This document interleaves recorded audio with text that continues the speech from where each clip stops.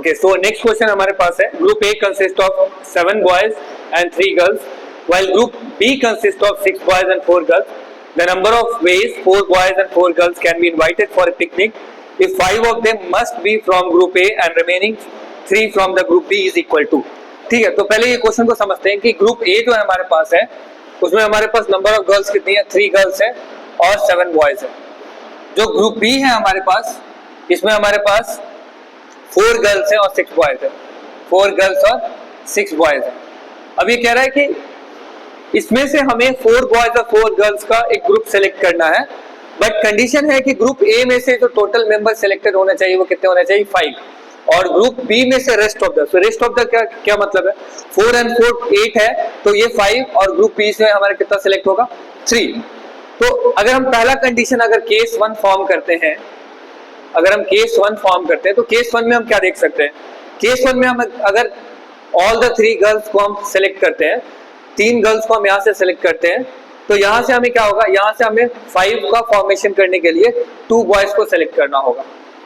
अगर हमने 3 गर्ल्स को पहले सेलेक्ट कर लिया है, तो यहाँ पे हमें कितना सेलेक्ट करना होगा, 1 मोर गर्ल्स को, क्योंकि 4 बॉयज एंड 4 गर्ल्स करना है. 2 बॉयज को हमने सेलेक्ट कर लिया, तो यहाँ से भी हमें क्या करना होगा, 2 and 2 4 करना होगा. ये हमारा केस 1 हो जाता है. केस 2 हम कैसे फॉर्म कर सकते हैं, यहाँ से हम एक रिड्यूस कर देंगे, यानी कि 3 के बाद हम 2 गर्ल्स फॉर्म करेंगे, 2 गर्ल्स, और यहाँ से हम क्या करेंगे, 2 + 3 5 होगा, तो 3 बॉयज को सेलेक्ट करेंगे. उसके बाद वहां पे हमने 2 गर्ल्स को सेलेक्ट कर लिया है, तो 2 more girls we require for the that combination. Then 3 boys हमने सेलेक्ट कर लिया, तो यहाँ पे कितना आ जाएगा, 1 बॉय.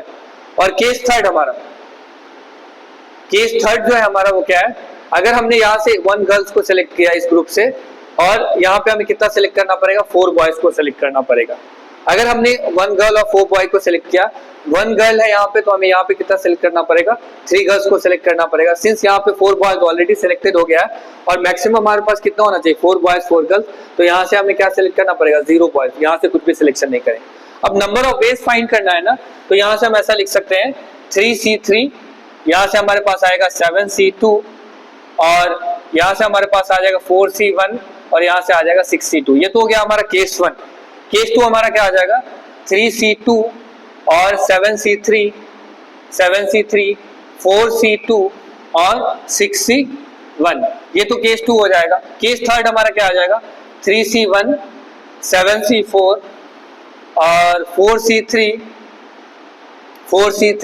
और 6C0.